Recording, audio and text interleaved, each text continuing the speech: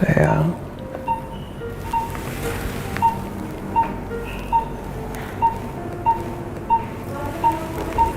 kenapa ni? Saya takut.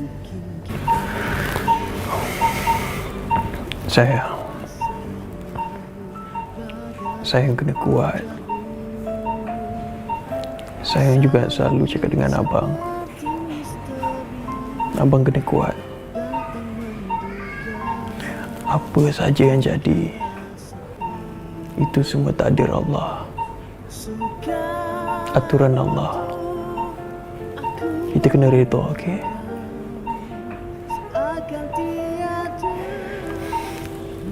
Baby dalam perut tu pun kena doa untuk mama dengan papa dia.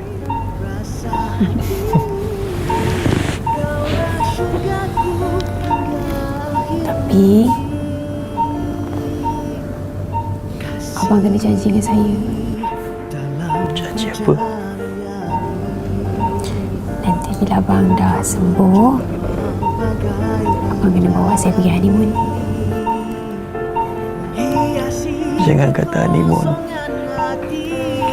Reception lagi sekali pun abang boleh buat tau. Okey, baik, itu dia sedutan drama Citra Hati Dia yang ada kaitannya dengan topik kita pada hari ini, pasangan kiriman Tuhan. Kalau orang putih kan yang biasa kata match made in heaven. Wow. Kalau pasangan kiriman Tuhan, saya kira semua orang impikan pasangan mereka. Saya kira rata-rata lah sekarang ni yang belum berkahwin sentiasa berdoa supaya mendapat pasangan yang cukup, orang kata berkaliber, mengisi ruangan yang mereka ada, di mana tick the box lah orang katakan. Itu doa Sugi juga. Bukanlah, bukan.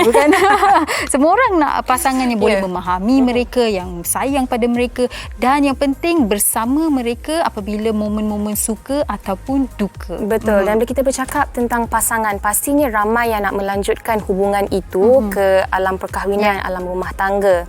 Dan bak kata orang putih juga, love alone cannot put food on the table. Betul. Love alone cannot pay the bills. Tetapi di sini hari ini kita nak bercakap tentang bagaimana sebenarnya pasangan kiriman Tuhan ni, bagaimana kita nak mendapatkan pasangan kiriman Tuhan, ataupun lebih baik lagi bagaimana kita sebenarnya nak menjadi pasangan kiriman Tuhan kepada pasangan kita. Wow. Mungkin ada banyak aspek yang kita akan bincangkan pada hari ini. Mungkin dari segi komitmen ataupun tanggungjawab, yang saya kira sebaik sahaja akad sudah pun dilafazkan, ikatan pun sudah termeterai, tanggungjawab itu juga harus dibawa sehingga ke akhir hayat.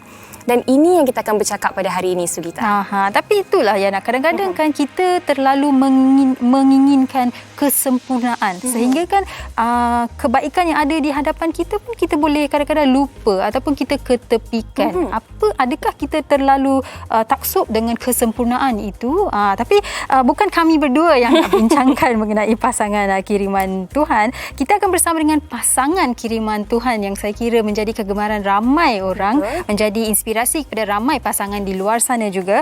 Kita bersama dengan Edika Yusof dan juga isteri Nur Hidayah Yusri yang sudah pun terhubung saya kira sekarang ini.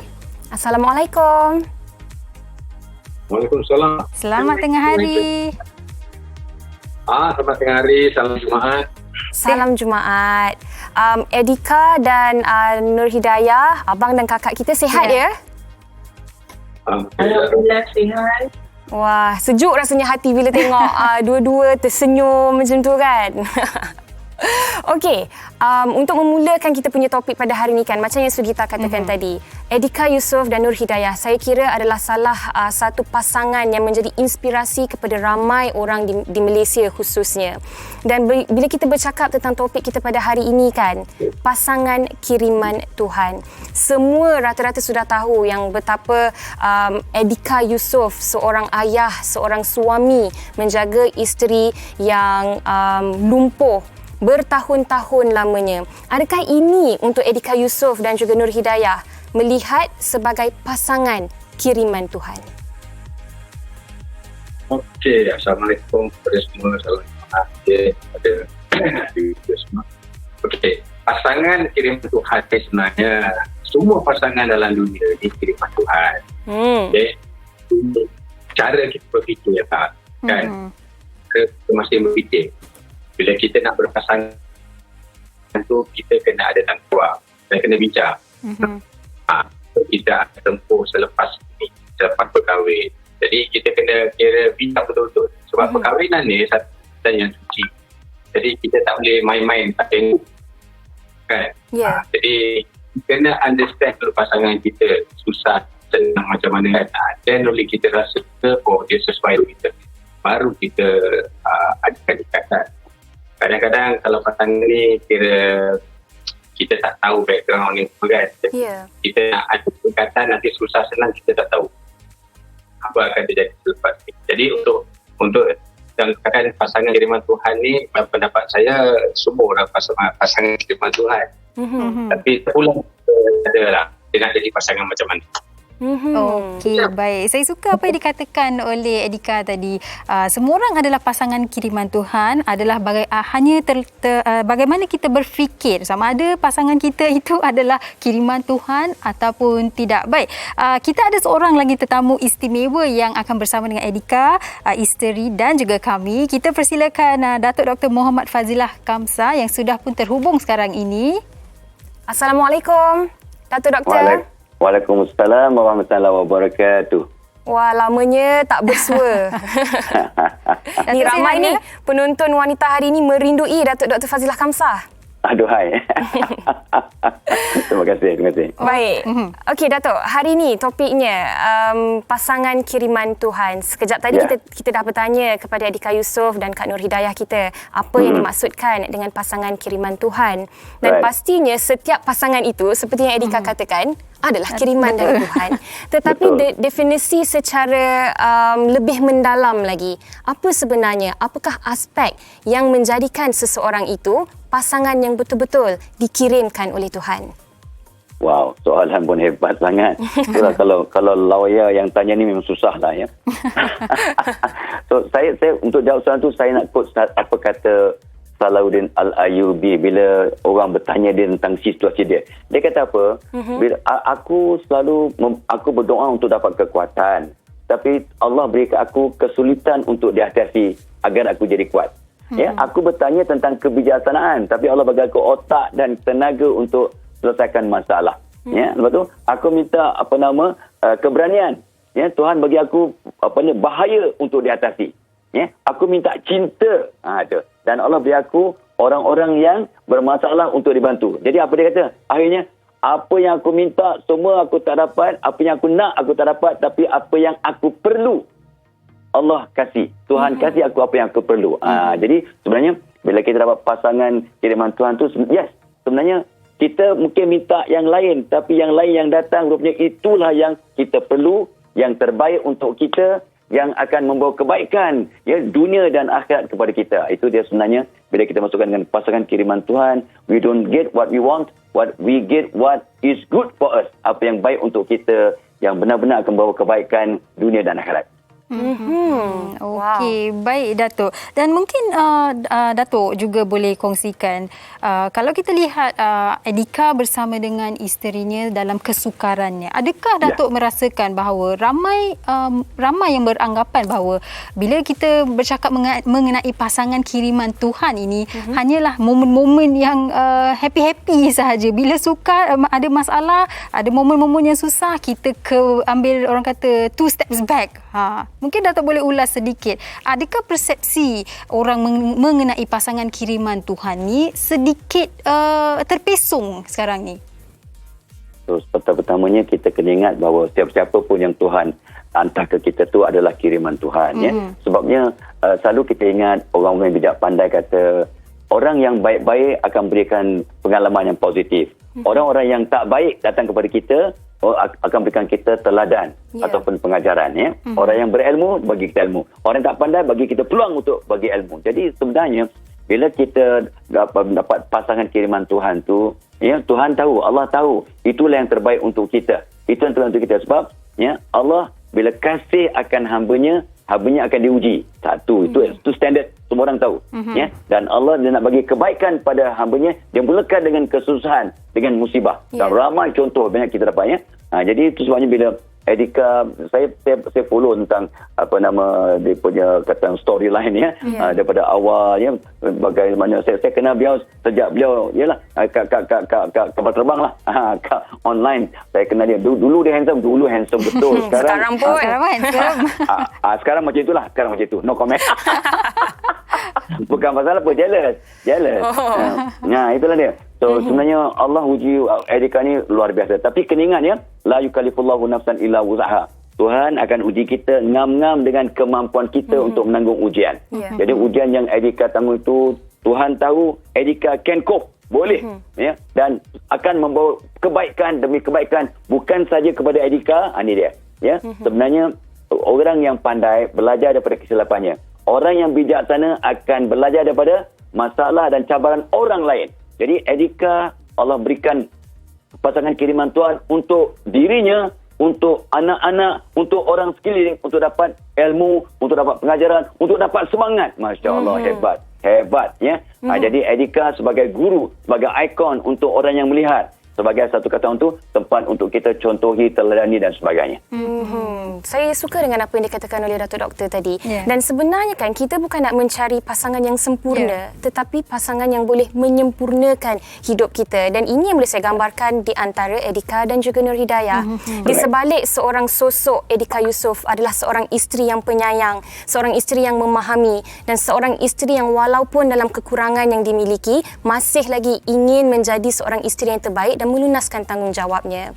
Nur Hidayah, mungkin boleh kongsikan sedikit bagaimana sebenarnya rasa apabila orang sentiasa melihat hubungan antara Edika Yusof dan Nur Hidayah ini sebagai sumber inspirasi kepada mereka, khususnya kepada kaum isteri di luar sana. Sikit Kak Hidayah. Macam apa dikatakan pun tadi, semua pasangan Tuhan, sebab jodoh tu di tangan Tuhan kan. So macam mana kita nak melengkapi each other lah, terima kekurangan masing-masing. So Alhamdulillah kita memang sangat bersyukur yang Abang Edika memang seorang yang penyayang, and dia seorang dengan tanggungjawab. So dia fokus tanggungjawab dengan anak-anak pun, tanggungjawab sebagai abang, tanggungjawab sebagai adik. Macam saya pun sebagai isteri, walaupun saya dalam keadaan macam ni pun dia tekankan juga kan. Jadi saya kena berusaha kan untuk kekalkan rumah tangga, sedangkan normal people, wanita-wanita lain yang normal pun nak kekalkan rumah tangga agak susah. Ini kan lagi saya yang suku badan, so memang saya kena put double triple effort. So back to usahalah untuk melengkapi each other. So memang kena cuba memahami situasi, faham pasangan kita, dan usaha macam mana pun kita kena usahalah. Betul. Lengkapi kita ni 50% dan wife kita kena jadi 50% untuk jadikan kita komplit. Dan saya juga sangat tersentuh bila mendengar perkongsian antara Edika dan juga Nur Hidayah. Memahami. Betul, saya pun tertarik dengan itu. Memahami kunci. situasi. Memahami situasi. Kita effort tadi, Nur Hidayah berkata yang effort tu kita double, triple the effort. Kita kena work hard kerana situasi tu berbeza sekarang ini kan. Dan seperti yang Edika katakan, husband 50%, wife 50%, barulah kita boleh menjadi satu, orang kata, unit yang boleh bekerjasama bersama-sama. Baik. Yana, kita dah dengarkan sedikit daripada tetamu-tetamu kita, dan kita juga ingin dengarkan apa kata penonton-penonton wanita hari ini mengenai topik kita pada hari ini. Jom kita dengarkan.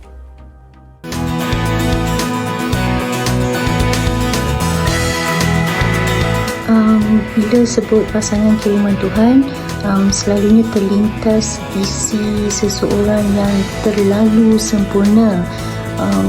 Jadi kita jangan terlalu mengharapkan sesuatu yang tak kesampaian. Be realistic, sebab kita sendiri tak sempurna kan. So kita patut terima pasangan kita seadanya, dan juga pasangan kita pun terima kita seadanya. Suami saya bertanggungjawablah. Ketika saya bersalin pun dia menjaga saya, membawa saya ke klinik dan hospital melawat anak. Sebab anak saya prank. Saya pun lahirkan anak saya pun 7 bulan. Bukan Yusof yang menjaga isteri yang perempuan. Walaupun isteri dah bagi keizinan untuk perkahwinan, tapi dia tetap menjaga isteri dia. Jadi macam Edika Yusof tu seorang sahaja dalam sejuta. Lelaki kiriman Tuhan kepada saya adalah suami saya yang tersayang, namanya Zulkifli. Terus dia seorang suami yang baik, bapa yang penyayang, anak yang soleh, alhamdulillah. Comelnya pasangan yang terakhir itu tadi. Baik, itu sedikit sebanyak pendapat orang ramai tentang topik kita, pasangan kiriman Tuhan. Dan Sugi, saya kira bila kita bercakap tentang pasangan kiriman Tuhan ni kan, semua orang menginginkan pasangan yang terbaik dalam kehidupan mereka, pasangan yang dikirimkan oleh Tuhan dalam pelbagai aspek. Tetapi Dato' Doktor mungkin boleh kongsikan juga. Orang kata our spouse or our partner is a reflection of ourselves. Pasangan kita adalah cerminan tentang diri kita sendiri. Untuk mendapatkan seorang pasangan yang dikirimkan dari Tuhan, pertama sekali kita perlu menjadi yang terbaik. Betul tak, Dato' Doktor? Pada dasarnya betul lah ya. Saya teringat kata surah An-Nur ayat 10 ya. Wanita yang baik ya, Allah jadikan untuk lelaki yang baik, begitu juga sebaliknya. Tetapi kena ingat ya, ikut pengalaman saya mengkaunsul lebih kurang 20,000 pasangan ya, saya dapati bahawa ramai suami yang baik, 98% lah suami yang baik akan dapat isteri yang baik. Tapi about 40-50% wanita yang sangat baik, Allah jodohkan dengan laki-laki yang kurang baik lah, yang agak mencabar.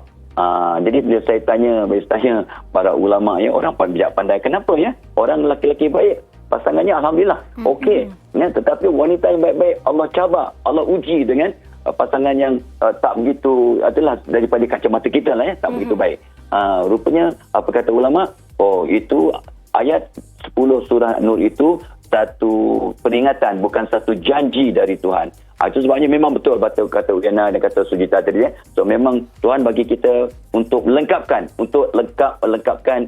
mengimbangi, untuk balance one another, dan yang paling penting ialah untuk jadi tukang sorak, untuk jadi cheerleader, untuk jadi motivator sebenarnya. Bagi moral support tu ya? Yes, bagi moral support, bagi everything ya, untuk mencantikkan, sebab setiap manusia tidak ada yang sempurna. Jadi pasangan kita yang menyempurnakan, bak kata Uyana adalah ya, kita complement, kita supplement, and we complete one another. Kita tidak sempurna, jadi kita jangan cari yang perfect, tak ada pun.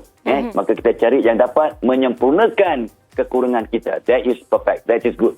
Itu yang sebaik ini, insyaAllah. Okey, yang penting kita compliment each dan another. Supplement. Ya, supplement tu saya tertarik, Datuk. Baik, kita nak tanya Edika dan juga Nur Hidayah lah kan.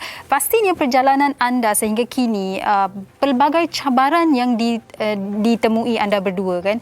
Dan mungkin boleh kongsikan dari segi, saya kira dari segi kekuatan mental itu, sememangnya bagi Hidayah lah terutama, saya kira apabila perubahan pada fizikal itu berlaku, kekuatan mental tu satu, kekuatan hati tu lagi satu. Jadi bagaimana Hidayah mendapat kekuatan itu, dan bagaimana Edika membantu Hidayah dalam mengharungi fasa itu, mengharungi perjalanan itu? Honestly, memang bila this happen to me, memang tak tahu, memang syukur alhamdulillah saya tak ada alami macam mental breakdown ke apa ke, keburukan, alhamdulillah tak ada.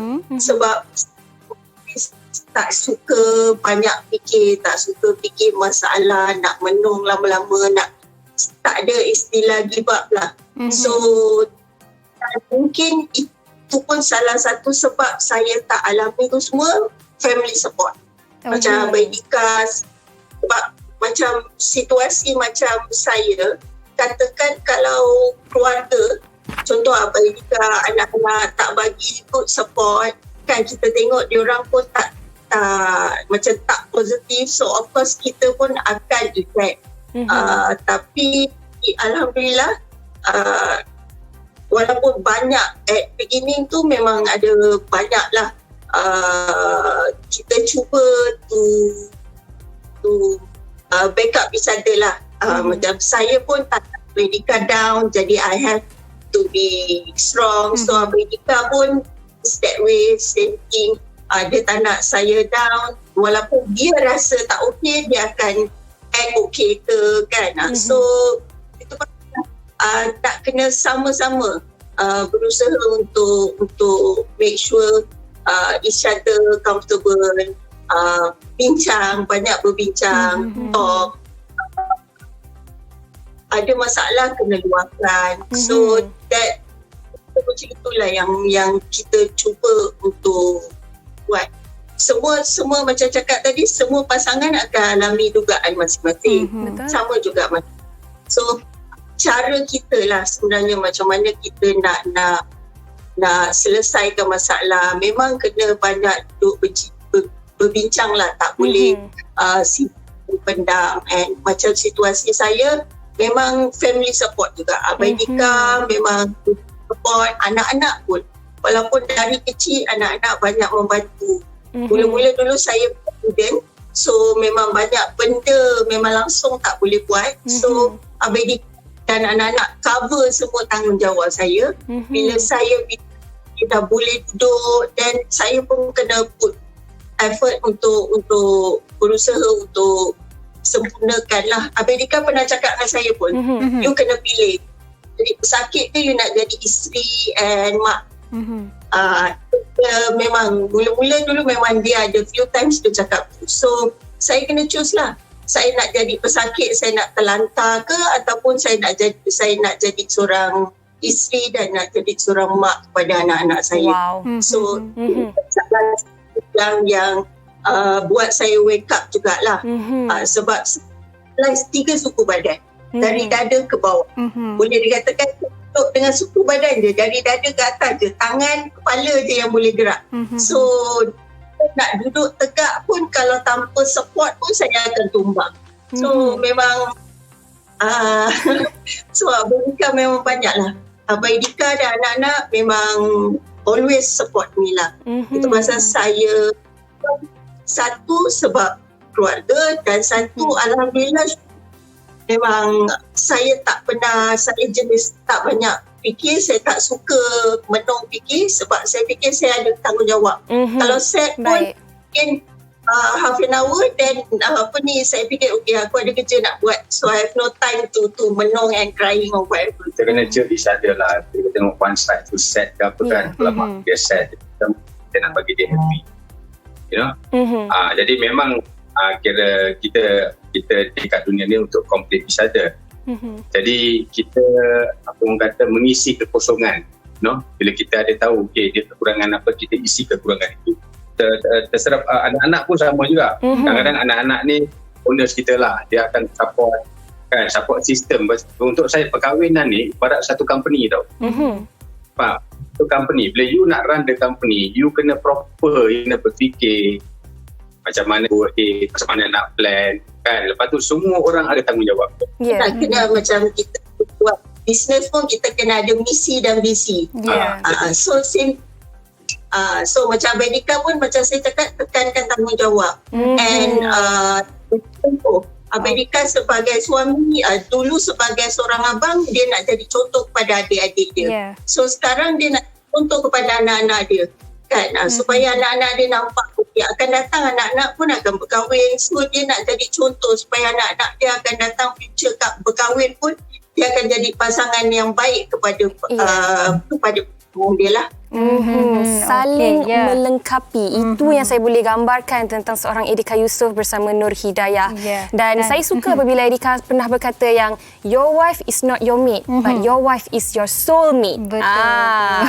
Dan boleh juga saya katakan yang Edika adalah tulang belakang Nur Hidayah dan juga pil kegembiraan. Orang kata happy pill ya, bersama dengan anak-anak. Baik, kita nak tanya Datuk sebelum kita mengakhiri segmen kita. Datuk, kita selalu dengar orang kata kata, terima pasangan kita seadanya, terima kekurangan mereka. Tetapi bukan semua orang boleh terima kekurangan dan kekurangan pada pasangan mereka. Dan saya juga ada melihat di Facebook, Datuk pernah berkongsi bagaimana menjadi pasangan terunggul kiriman Tuhan. Jadi mungkin di sini Datuk boleh memberi sedikit tips bagaimana mereka boleh terima pasangan mereka seadanya dan menjadi pasangan terunggul kiriman Tuhan.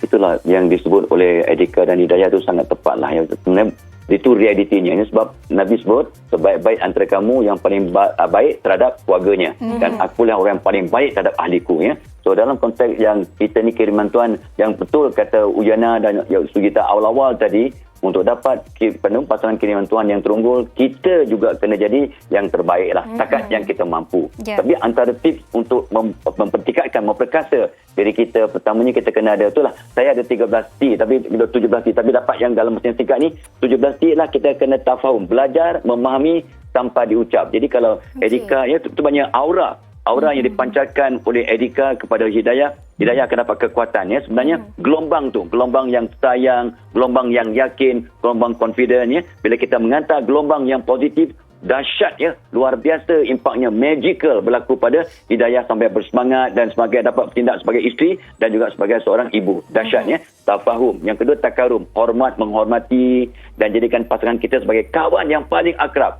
Nak ada apa-apa pun cerita pada isteri kita. Sebab ikut kajian saya, ramai pasangan tidak menganggap pasangannya sebagai kawan yang paling akrab. Dan juga kedua takarum. Lepas tu tasamu, bertolak ansur, taradi. Betul, redha meredai, ta'awun, tolong menolong. Ni semesti ni. Ta'awun ya, tawadu, merendah di ego. Ego kena dibunuh, kena dibantam. Tabasum, masuk rumah dengan senyuman, the whole house brighten up. Ya, masuk rumah dengan senyuman dan senyum di sebelah orang yang kita sayang memberi satu aura yang sangat luar biasa. Ibarat bateri handphone, dua handphone, satu yang fully charge, satu yang tak ada charge, ya, yang kosong. So you lapatkan saja, wow, yang tak ada bateri pun akan dapat bateri. Lepas tu yes, saya yakin walaupun Edika nampak macam serius, kita ada kena sifat tala'um. Gurau-gurau, buat lawak bodoh, ya whatever lah. Ya, artinya make sure pasangan kita gembira, kena ada tertib, disiplin, teamwork, buat kerja sama, ya, dan kena telus. Elak, berhasil, sentiasa jujur, tegur menegur. Dan saya dah sebut awal-awal tadi, kita jadi cheerleader, jadi tukang sorak, beri galakan, ya. Dan saya nampak tadi, macam mana pun, Edika makin berumur, muda lagi, ya, dia makin ada kata untuk pamerkannya, ada tip-top lah tampan dan Hidayah nampak cun. Dia tampan kena cun. Aku suka berhias untuk isteriku. Seperti mana aku nak isteri aku berhias padaku, kata Ibn Abbas. So kita kena ya.